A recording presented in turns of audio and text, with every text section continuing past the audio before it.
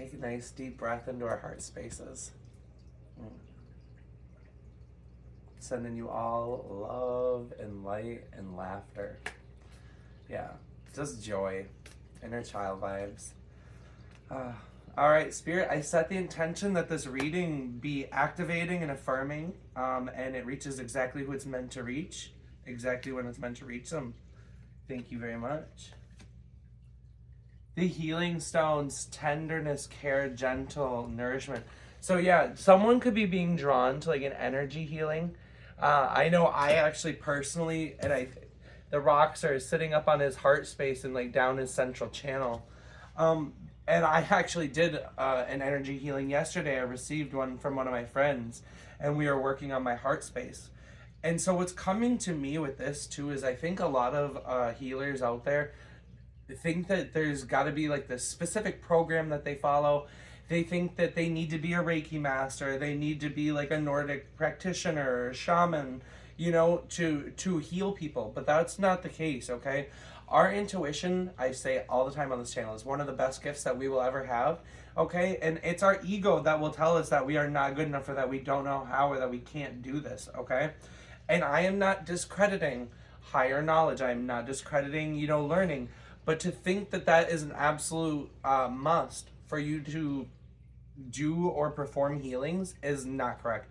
You need the intention and the heart, and utilizing your various energy centers, and just being conscious of what it is that you're trying to do. So for example, yesterday, to pull something out of my heart space, we took stones that matched our intention in each hand, and then I held 2 salt crystals and then a Kambaba jasper, which is for like pulling things out of your heart space. Okay, so you hold those 2, and then I had someone, and she just kind of worked the energy out and then replaced it with love and joy. So I mean, I think that we really get ahead of ourselves on what a healing needs to be, and sometimes it is just as simple as that. It doesn't need to be this whole grand ritual. Not that there's anything wrong with them. I mean, I believe that the more intention and like layers to the ritual and stuff, it adds to the power, absolutely. And they're showing me that like with these layers.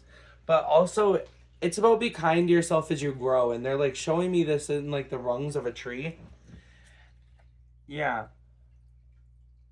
Yeah. There's very much opening of the heart space. And it's really about nourishing yourself right now.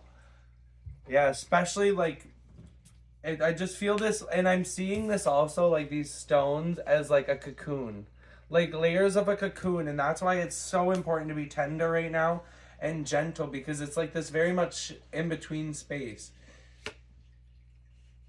Yeah, be the mountain, slow and steady. And I think that what they're asking you to do is be very firm and very like set on your tenderness and your healing, and the fact that this time right now is for you, okay? It's not a time to be moving fast. It's not a time to be doing all this and that. If you're aligned with this reading, Spirit is asking you to slow the F down, okay? Yeah, be patient with yourself, be patient with your growth, and be patient with your guides. Yeah, if you're aligned with this, I feel like you have this inner knowing, though. Like, if you're aligned with this reading, I feel like you have an inner knowing and you know that's what you're supposed to be doing. But I feel like the people that are aligned with this reading are having to be reminded that, because you're go-getters. And if you're like me, you just want to do. And, like, the prospect of you being, like, slowed down or, like, having to actually, like, take that tenderness and that slowness can be hard for people like us. It's giving earth sign energy for sure, but also I'm hearing fire. Yeah, the holy mountain. Okay, so again with the mountain. There's 2 in a row. It says sacred journey, sacred pilgrimage. So this for me is really like affirming. I have a trip that I'm planning August 8th.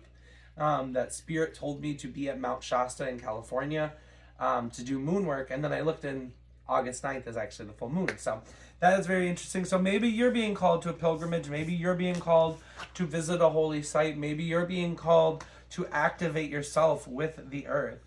And that's really what the stones are, is they are activations and different programs and blueprints from the earth. That is how I view crystals and rocks, like pretty much have a set of DNA in which that they require to grow, certain specifics and conditions and requirements that are needed to grow, just like human life. You know, crystals are literally growing in the earth. And they are the most perfect crystalline model of sacred geometry that is physically manifested into our universe. That is why they're so powerful. That's why they're so potent. Okay, and we are designed on sacred geometry.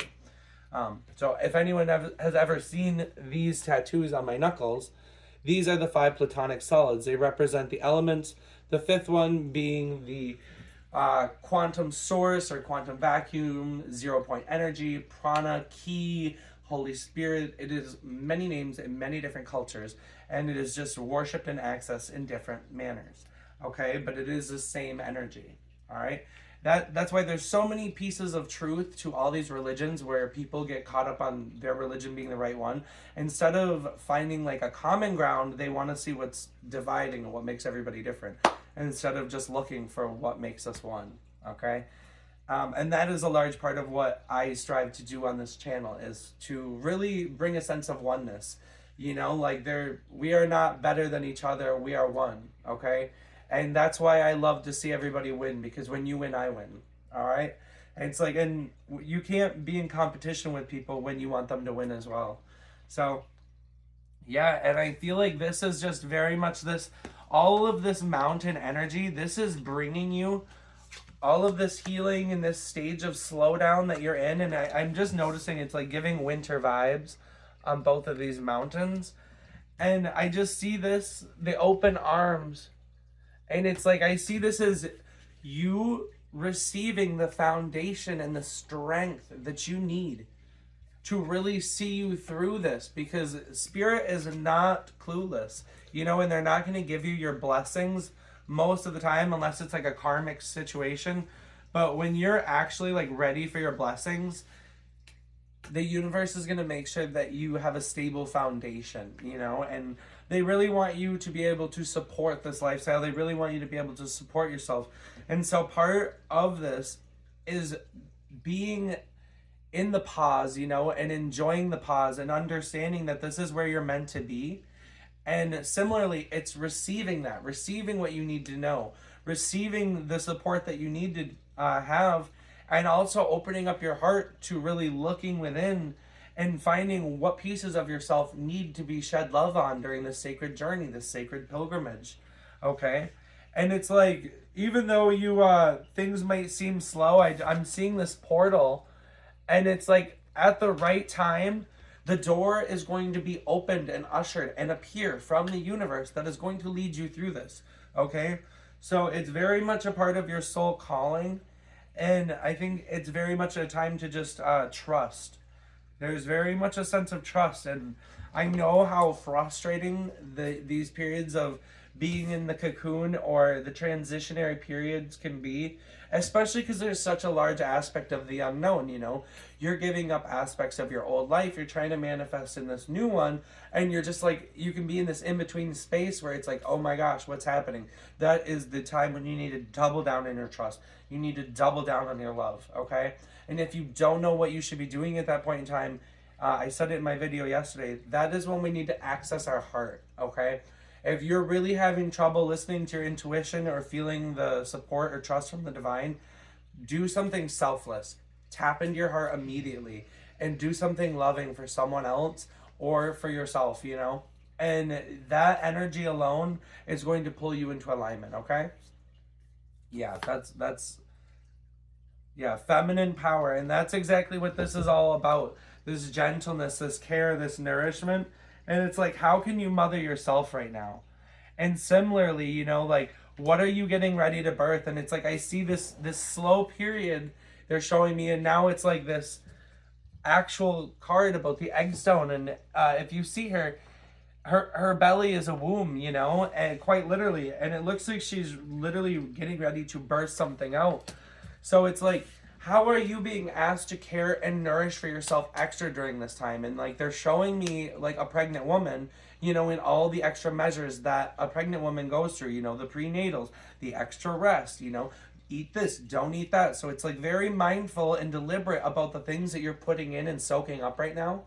and also the rest that you're taking, because you're going to need it. You're going to need it for this next phase, okay?